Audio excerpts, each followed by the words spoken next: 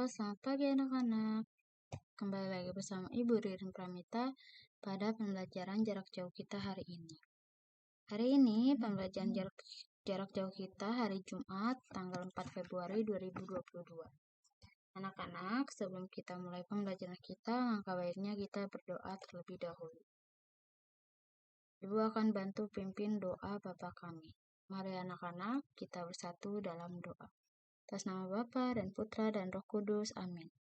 Bapa kami yang ada di dalam surga, dimuliakanlah namamu, datanglah kerajaanmu, jadilah kehendak-mu di atas bumi seperti di dalam surga. Berilah kami rezeki pada hari ini, dan ampunilah kesalahan kami seperti kami pun mengampuni yang bersalah kepada kami. Dan janganlah masukkan kami ke dalam pencobaan, tetapi bebaskanlah kami dari yang jahat. Amin. Atas nama Bapa dan Putra dan Roh Kudus. Amin.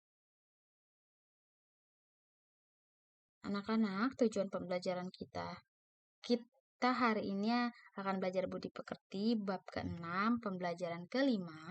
Tujuan pembelajaran kita hari ini yaitu siswa dapat menjelaskan upaya menjaga keseimbangan lingkungan di lingkungan rumah.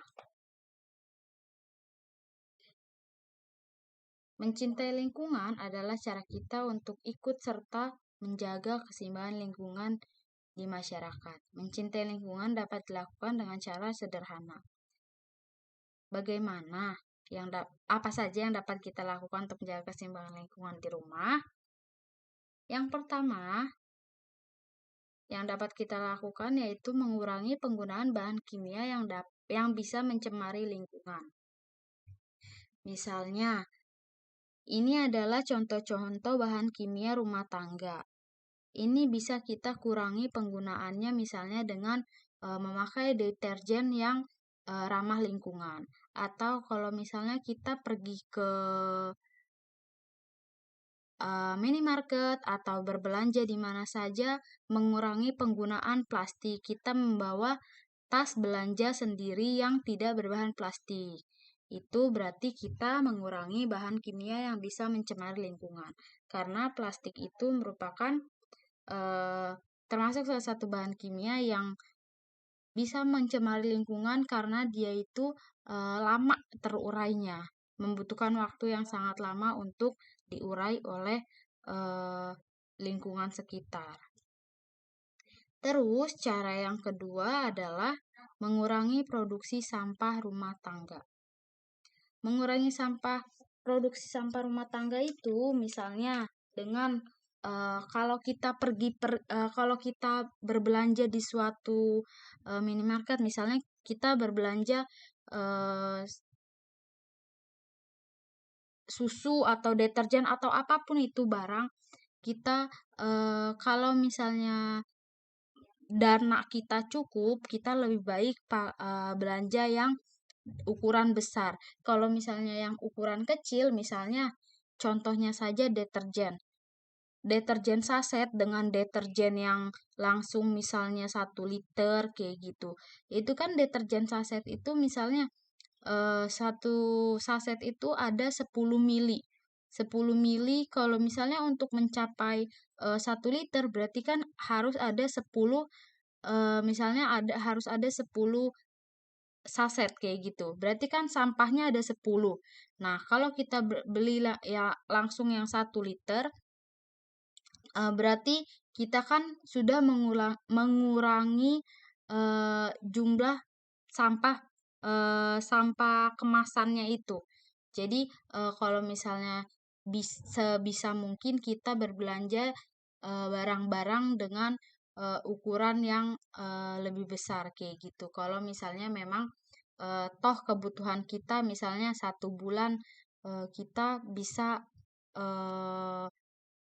misal menggunakan deterjen atau kita bisa minum susu sampai kita beli susu yang 1 kilo kayak gitu. Jangan beli yang saset-saset kayak gitu contohnya. Jadi dengan begitu sampah rumah tangga kita kan akan berkurang. Apalagi itu kan kemasan plastik. Balik lagi ke kemasan plastik dan bahan-bahan kimia. Selanjutnya, cara yang ketiga ada memilah sampah. Memilah sampah sepertinya dulu kita juga sudah pernah tuh memfoto kita sedang membuang sampah di sampah organik dan anorganik. Itu merupakan contoh salah satu perilaku memilah sampah. Maksudnya itu, jadi pada umumnya sampah itu secara garis besar bisa dibagi menjadi 3, yaitu organik, anorganik, dan B3. B3 itu yang beracun dan yang lain sebagainya.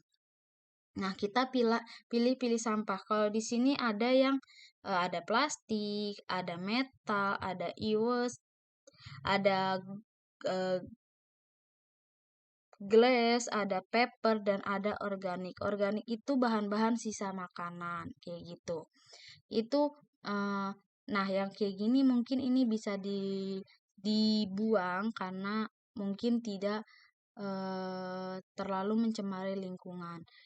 Atau kalau misalnya organiknya itu sampah-sampah daun-daun itu bisa dijadikan sebagai pupuk kompos kayak gitu. Berarti kan kita sudah memilah sampah dan menggunakannya kembali. Jadi sampah di lingkungan kita tidak terlalu banyak. Atau kayak paper-paper itu misalnya kalau eh, ibu tuh suka kadang bikin kertas itu misalnya kalau yang dipakai hanya bagian, kan kertas itu ada 2 halaman, bagian depan dan belakang. Kalau yang dipakai hanya bagian depannya saja, yang bagian belakangnya belum terpakai, kadang suka ibu potong-potong-potong, terus yang bagian masih kosongnya itu ibu jadikan eh, kertas coret-coretan atau kertas catatan, notes kecil kayak gitu. Atau kalau misalnya yang depan belakangnya sudah terisi itu ibu eh, jadikan amplop buatan sendiri kayak gitu. Terus kalau untuk yang plastik itu misalnya kemasan aqua kayak gini bisa kita pakai untuk sebagai media tanam atau sebagai pot-pot buatan, pot-pot kecil eh, untuk apa?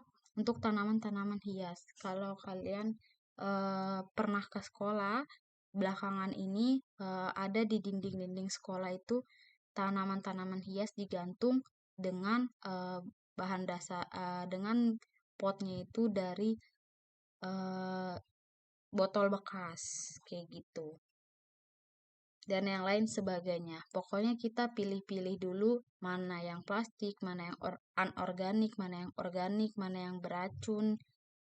Nah, itu tuh nanti akan dikelola lagi. Kalau bisa dikelola akan dikelola lagi atau didaur ulang kayak gitu.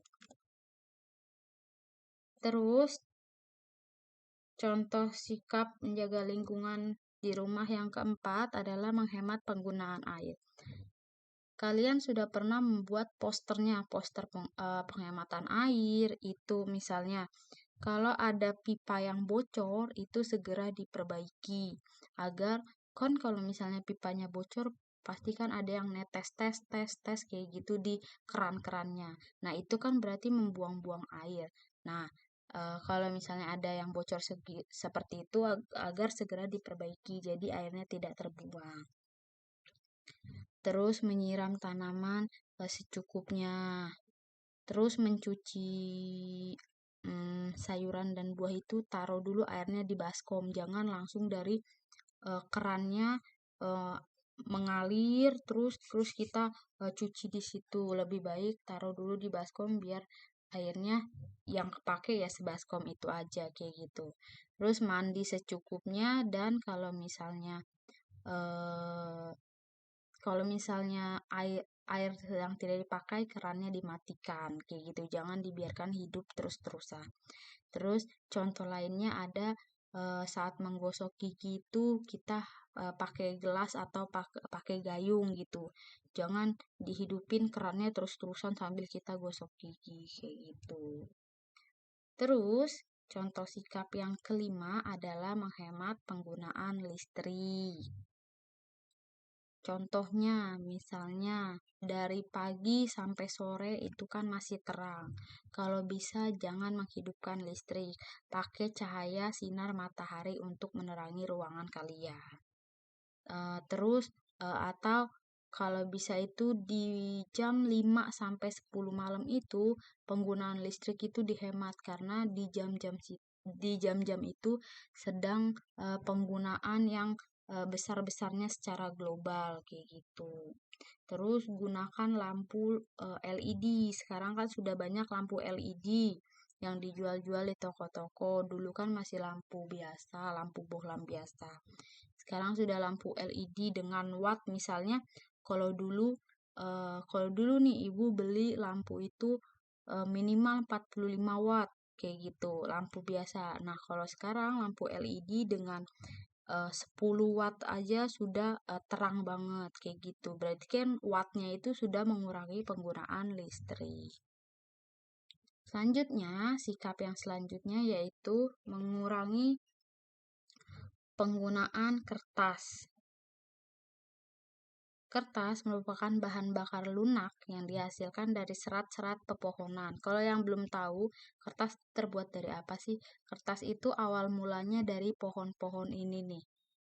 Kayak gitu. Penggunaan kertas harus dilakukan secara efektif dan efisien karena akan berdampak pada banyaknya pohon di hutan yang harus ditebang. Jadi semakin kan kalau misalnya semakin banyak kalian memakai kertas, misalnya kayak yang tadi Ibu bilang, kertas kalian cuma pakai ngeprint itu selembar depannya doang, yang belakangnya tidak terpakai kan sayang. Harus benar-benar sudah keisi semua baru mungkin akan diolah kembali kayak gitu. Kalau misalnya kalian boros nih ngeprint kayak gitu, itu kan berarti kalian memakai kertas. Nah, berarti kan ketersediaan kertas di sini kan berarti akan cepat habis. Berarti dengan demikian butuh kertas lagi.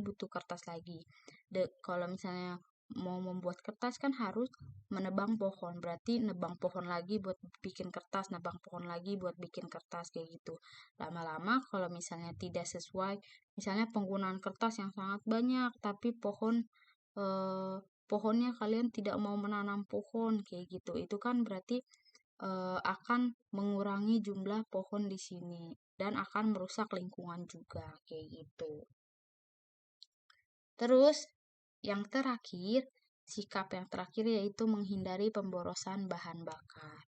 Bahan bakar yang paling umum yaitu bensin. Seperti bensin merupakan sumber daya alam yang tidak dapat diperbarui. Kalau misalnya kayak air, itu kan masih dapat diperbarui. Tapi kalau kayak bensin, itu tidak dapat diperbarui. Maka penggunaannya harus diirit-irit, harus digunakan secara efektif dan efisien kayak gitu. Contoh kegiatan yang dapat kita lakukan untuk menghemat pemborosan air, misalnya kayak kalau misalnya kalian mau ke tempat-tempat dekat kayak gitu, kalian jalan kaki lah atau naik sepeda kayak gitu, jangan naik motor kayak gitu. Atau kalau kalian mau ke tempat jauh gitu,